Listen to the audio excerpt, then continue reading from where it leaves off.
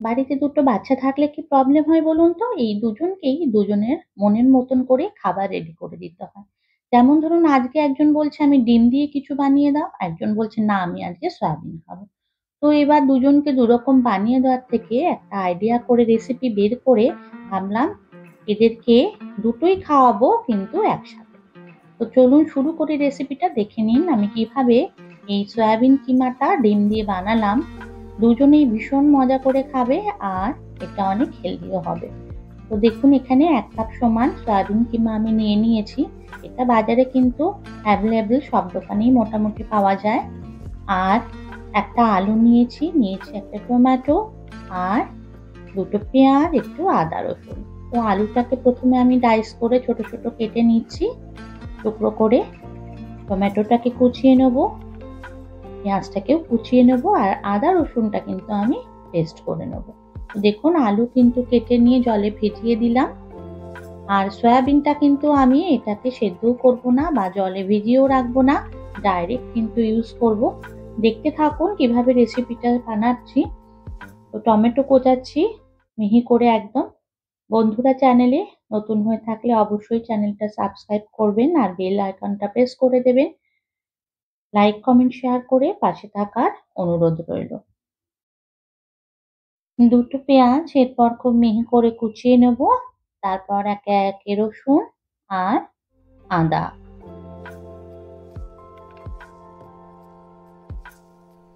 পেঁয়াজ কাটার সময় যদি খুব ভালোভাবে পেঁয়াজটাকে ধরা হয় তাহলে পেঁয়াজ খুব মিহিভাবে কাটা হয়ে যায়।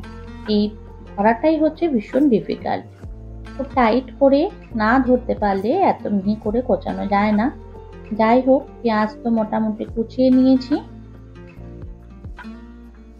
যতটা কোচানো যায় আর কি মিহি করে। এরপর রসুনটাকেও নিয়ে নিলাম।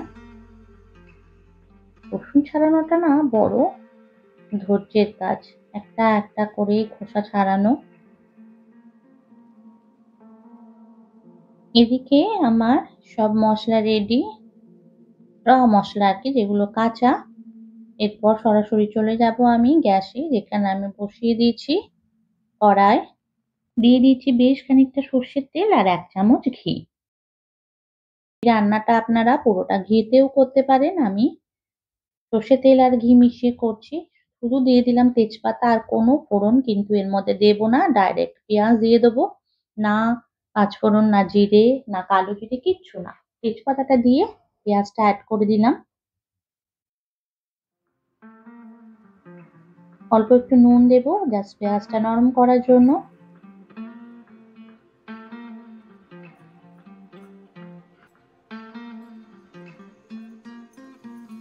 এর মধ্যে এবার দিয়ে দিচ্ছি আদা আর রসুনের পেস্ট।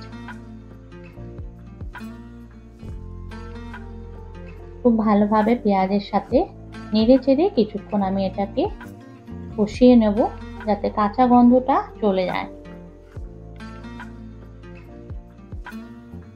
দিয়ে দিচ্ছি এবার টমেটো কুচি।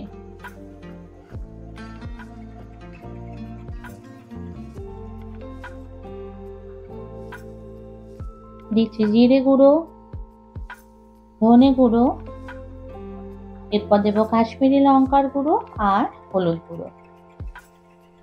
সমস্ত মশলা এরপর ভালোভাবে নেড়ে চেড়ে আর একটু কষিয়ে নেব।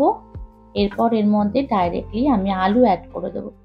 বন্ধুরা ভাববেন না কিন্তু যে আলুটা ভাজলাম না কেন, কিন্তু বিশ্বাস করুন আলু আলাদা করে ভাজার কোনো দরকারই পড়বে না।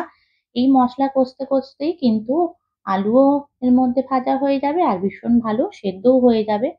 একেবারে রান্না যেটাকে বলে সেটা হচ্ছে এই রান্না। মাত্র ১৫ মিনিটেই রান্নাটা কিন্তু রেডি হয়ে যায় আর অসম্ভব ভালো খেতে হয়। আপনার বাচ্চাটা কিন্তু ধরতেই পারবে না আপনি এটা কি রান্না করেছেন। যাই হোক কভার করে দিয়ে এটাকে রান্না হতে দিলাম কিছুক্ষণ।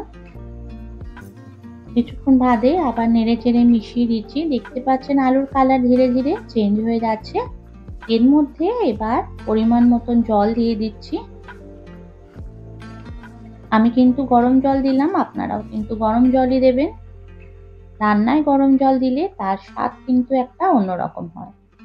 এর মধ্যে এবার সয়াবিন কিমা অ্যাড করে দিচ্ছি। দেখেছেন আমি শুকনো দিয়ে দিলাম, কিন্তু না ভিজিয়েছি না সেদ্ধ করেছি।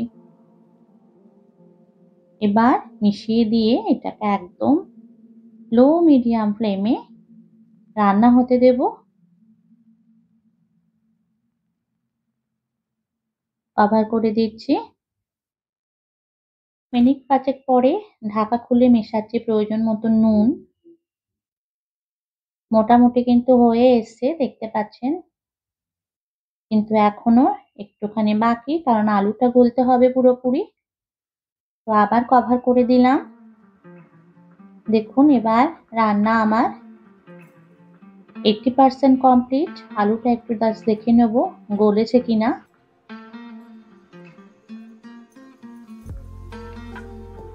তো খুন্তিতে একটু দেখে নিচ্ছি, না এখন একটু বাকি আছে। তো এবার আমি ডিমটা মেশাচ্ছি। ঠিক 80% হয়ে যাওয়ার পর ডিমটা মেশাবেন। দুটো ডিম জাস্ট ফেটিয়ে নিয়ে আমি দিয়ে দিলাম, হালকা একটু বিট করে নিয়ে ডিমটার মধ্যে মিশিয়ে দিলাম। এরপর আবার ভালোভাবে মিশিয়ে দেব।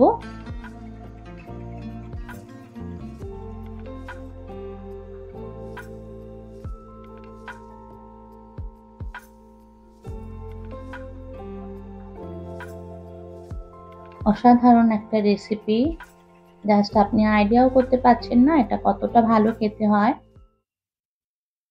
এর মধ্যে এবার মেশাবো গরম মশলা,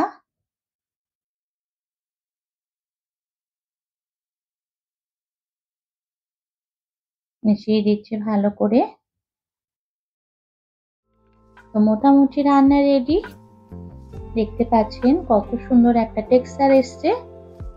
এবার পুরো ফ্লেভারটা এনহান্স হওয়ার জন্য ঢেকে দিলাম। মিনিট ২-৩ বাদে এটাকে জাস্ট সার্ভ করে দেব। তো দেখুন আমি সার্ভ করে দিচ্ছি। দুটো প্রোটিন মিলেমিশে একাকার, তাহলে বুঝতে পারছেন এটা কতটা হেলদি হবে। এগ প্রোটিন প্লাস সয়াবিনের প্রোটিন, বাচ্চাদের জন্য ভীষণ হেলদি। আর দেখলেন সেরকম কিছু মশলাও আমি দিইনি বা খুব বেশি তেলও আমি দিইনি। এর উপর জাস্ট একটু ড্রাই ফ্রুটস ছড়িয়ে দেব। একটু কাজু আর একটু কিশমিশ আমি কুচিয়ে রেখে দিয়েছি, সেটা এবার উপর থেকে ছড়িয়ে দেব। আপনি এটা পরোটা, লুচি বা সবথেকে বেস্ট লাগে এটা রুটির সাথে, আর গরম ভাতেও খেতে পারেন, এটাতেও কিন্তু খুব ভালো লাগে। তো রান্না তো আমার রেডি। আজ তাহলে রাখি, দেখা হবে নতুন কোনো রেসিপিতে। ততক্ষণ ভালো থাকবেন, সুস্থ থাকবেন।